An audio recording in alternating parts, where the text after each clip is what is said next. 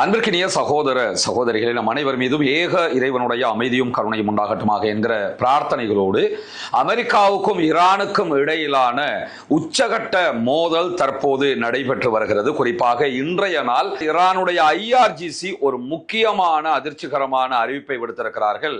இனிமேல் எக்காரணம் கொண்டும் யுத்தம் நடக்கும் போதே பேச்சுவார்த்தை நடத்துவது என்பது சாத்தியமாகாது என்கிற அறிவிப்பை அவர்கள் விடுத்திருக்கிறார்கள். எனவே யுத்தம் நின்றால் மட்டும்தான் பேச்சுவார்த்தைக்கு வர முடியும். பேச்சுவார்த்தையை நடத்தி கொண்டே சண்டை பிடிக்கக்கூடிய காரியத்தில் நாங்கள் ஈடுபட முடியாது என்பதுதான் அவர்களுடைய இன்றைய முக்கியமான அறிவிப்பாக இருக்கிறது. இந்த நிலையில நேற்றைய தினம் வெள்ளிக்கிழமை இரவு பின்னேரங்களிலும் அதே போன்று இன்றைக்கு அதிகாலை நேரங்களிலும் அமெரிக்கா ஈரான் மீது பலத்த தாக்குதல்களை நடத்தி இருக்கிறது.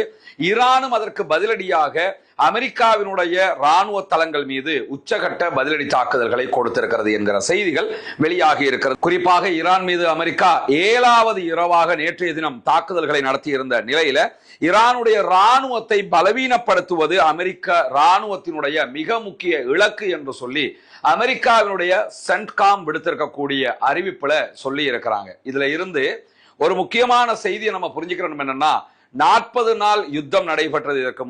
அதற்கு முன்பதாகவே 12 நாள் வார் நடைபெற்றது.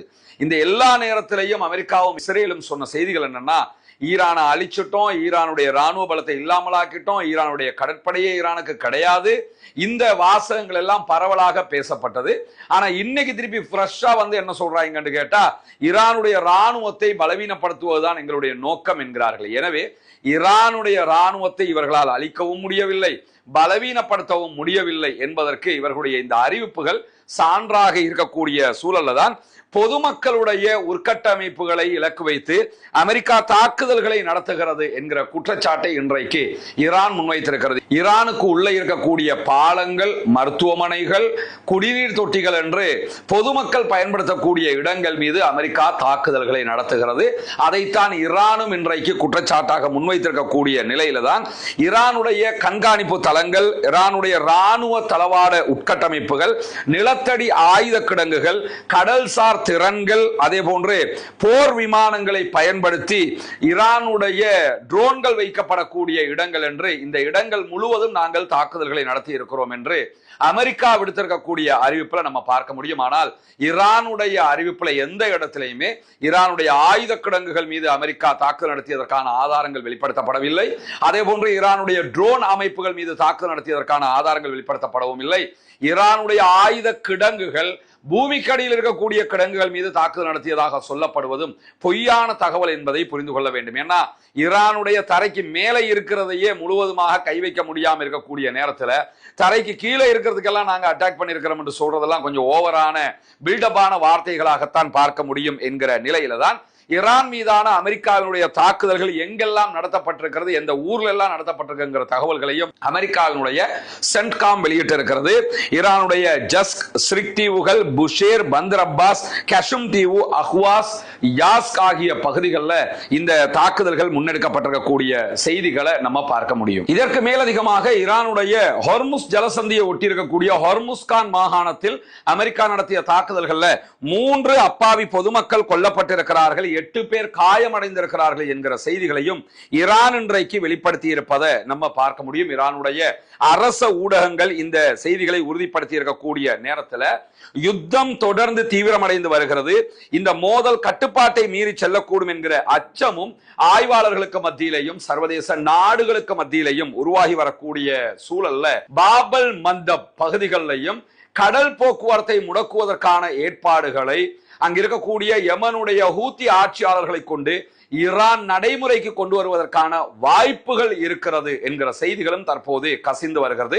அப்படியான ஒரு முடிவுக்கு தற்போது யமன்ல இருக்கக்கூடிய ஹவுத்திஸ் போவாங்களாக இருந்தால் அது சர்வதேச அளவுல டபுள் ட்ரிபிள் மடங்கு பிரச்சனைகளை அமெரிக்காவுக்கும் அமெரிக்காவுடைய நேச நாடுகளுக்கு மட்டுமல்ல நம்மள மாதிரியான நாடுகளுக்கும் கண்டிப்பாக உருவாக்கிவிடும் என்பதிலே எந்த ஒரு மாற்று கருத்தும் கிடையாது. ஒரு கடுமையான பதட்ட அதிகரிப்பு ஏற்படும், சர்வதேச சந்தைகள் மீது அழுத்தங்கள் ஏற்படும், அமெரிக்கா மீதே பொருளாதார அழுத்தங்கள் உச்சமாக ஏற்படக்கூடிய நிலை உருவாகும். இந்த நேரத்தில் தான் ஈரானுடைய அரச ஊடகங்களால் வெளியிடப்பட்டிருக்கக்கூடிய காணொளிகளும் புகைப்படங்களும் நாட்டினுடைய தென்பகுதிகளில் பாலங்களும் ரயில் பாதைகளும் கடுமையாக சேதமடைந்திருக்கக்கூடிய காட்சிகளை வெளிப்படுத்துகிறது. இதெல்லாம் யுத்த மீறலாக பார்க்கப்படுகிறது. மிகப்பெரிய குற்றமாக சர்வதேச அளவுல பார்க்கப்படக்கூடிய குற்றங்கள். பொதுமக்களுடைய ஸ்ட்ரக்சர்களுக்கு அட்டாக் பண்ணக்கூடாது. ஆனா அட்டாக் பண்றவன் அமெரிக்காக்காரனாக இருக்கும் போது அடுத்த கட்டம் என்ன நடக்கும்ங்கிறதை எல்லாம் நம்ம புரிஞ்சு வச்சுக்கிற முடியும். அப்படியான ஒரு சூழல்ல தான் வளைகுடா பிராந்தியங்கள் முழுவதும் பொதுமக்கள் நிலைகள் மீதும் நாங்கள் தாக்குதல்களை நடத்துவோம் என்கிற ஒரு பாரிய பயங்கர எச்சரிக்கையை ஈரான் விடுத்திருக்கிறது. இதுவரைக்கும் ஈரான் அமெரிக்காவினுடைய ராணுவ தளங்கள் மேல மட்டும்தான் அட்டாக் பண்ணி வர்றாங்க. ஆனால் தங்களுடைய நாட்டுக்குள்ள பொதுமக்கள் நிலைகள் மேல அட்டாக் நடந்தால் கண்டிப்பாக நாங்க பதிலடி தாக்குதல்களை வளைகுடா நாடுகளில் இருக்கக்கூடிய பொதுமக்களுடைய ஸ்ட்ரக்சர்ஸ் மேலையும் அட்டாக் பண்ணுவோம் என்கிற ரீதியிலான செய்திகள் இன்றைக்கு அவர்கள் விடுத்திருக்கிறார்கள். அதே நேரத்தில் நேற்று இரவு பின்னேரங்களிலையும் இன்றைக்கு அதிகாலையிலையும் சனிக்கிழமை அதிகாலை நேரங்களிலையும் பஹ்ரைனில் இருக்கக்கூடிய அமெரிக்காவுடைய ஆளில்லா விமானங்கள் நிறுத்தப்பட்டிருந்த வைக்கப்பட்டிருந்த கிடங்கு மீது IRGC தாக்குதல்களை நடத்தி இருக்கிறது. அதனுடைய வீடியோ காட்சிகளை அவங்க வெளியிட்டிருக்கிறார். அதே நேரத்தில் பஹ்ரைன், ஜோர்தான், குவைத் மேலே எல்லாம் மிக கடுமையான தாக்குதல்களை அவர்கள் நடத்தி கொண்டிருக்கிறார்கள். குறிப்பாக ஷேக் ஈசா விமான தளத்தில் இருந்த விமான கொட்டகை மீது தாக்குதல் நடத்தப்பட்டிருக்கிறது.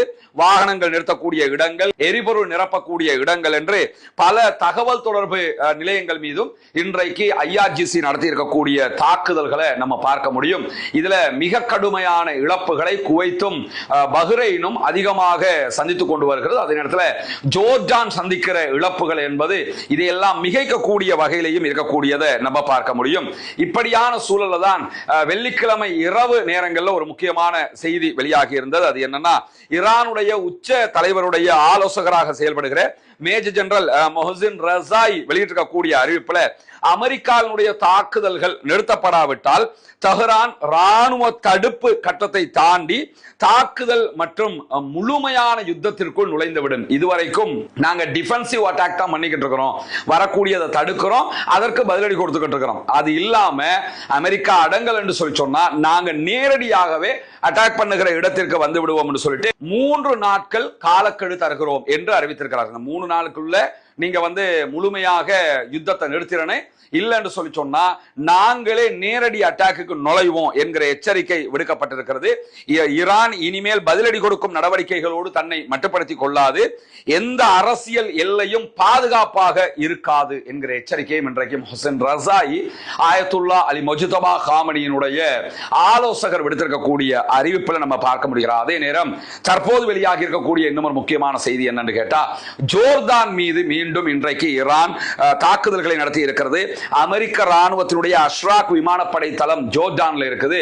அந்த தளத்தின் மீதுதான் இன்றைக்கு தாக்குதல்களை ஈரானுடைய IRGC நடத்தி இருக்கிற அதே நேரத்தில் ஜோர்டானுடைய அல் அஷ்ராக் விமானப்படை தளத்தில் இருந்த அமெரிக்காவுடைய தளத்தில் இருந்த போர் விமானங்களுக்கான நிறுத்தும் இடங்கள் அளிக்கப்பட்டிருக்கிறது. அதே நேரத்தில் ஒரு பெரிய விமான நிறுத்தும் இடம் முற்றுமுழுதாக அளிக்கப்பட்டிருக்கக்கூடிய செய்திகளையும் சொல்லி இருக்கிறார்கள். அதை தாண்டி பேரழிவுகளை ஏற்படுத்தக்கூடிய ஏவுகணைகள், அதே போன்று ஆளில்லா விமான தாக்குதல்களை நடத்தி இருக்கிறோம். இந்த தாக்குதல்கள்ல குறைந்தது அமெரிக்காவுடைய 2 போர் விமானங்கள் முற்றுமாக அழிக்கப்பட்டிருக்கிறது என்கிற செய்திகளை சொல்லி இருக்கிறார். F-35 விமானங்கள் அங்கு நிறுத்தப்பட்டிருக்கிறது. அந்த விமானங்கள் 2 முற்றுமுழுதாக அழிக்கப்பட்டிருக்கிறது. மேலும் பல விமானங்களுக்கு குறிப்பிடத்தக்க சேதங்களை ஏற்படுத்தி இருக்கிறோம் என்கிற செய்திகளையும் அவர்கள் வெளியிட்டிருப்பதை நம்ம பார்க்க முடியும். எனவே ஈரான் மீதான அமெரிக்காவினுடைய தாக்குதல்கள் பொதுமக்கள் நிலைகள் மீதான தாக்குதல்களாக இருக்கக்கூடிய நேரத்தில் ஈரான் பதிலடி தாக்குதல்களை அமெரிக்காவுடைய ராணுவ தளங்கள் மீது உச்சமாகவே நடத்தி கொண்டிருக்கிறது. எனவே அந்த தாக்குதல்கள் படு பயங்கரமான தாக்குதல்களாக இருக்கிறது. இந்த தாக்குதல்களை எதிர்கொள்ள முடியாமல் தான் அமெரிக்க அதிபரும் அமெரிக்காவுடைய ராணுவமும் திண்டாடி கொண்டு இப்படியான பொதுமக்கள் மீதான இலக்குகளை தாக்கிக் கொண்டிருக்கிறார்கள் என்கிற செய்திகளை நம்ம பார்க்க முடியும். தொடர்ந்து இணைந்திருங்கள். ரஸ்மின் மைசி நியூஸ் மற்றும் ரஸ்மின் டாக்ஸ் ஆகிய 2 சேனல்களோடு வரக்கூடிய உண்மை செய்திகளை உடனுக்குடன் உங்களோடு பகிர்ந்து கொள்வதற்கு தயாராக இருக்கிறோம்.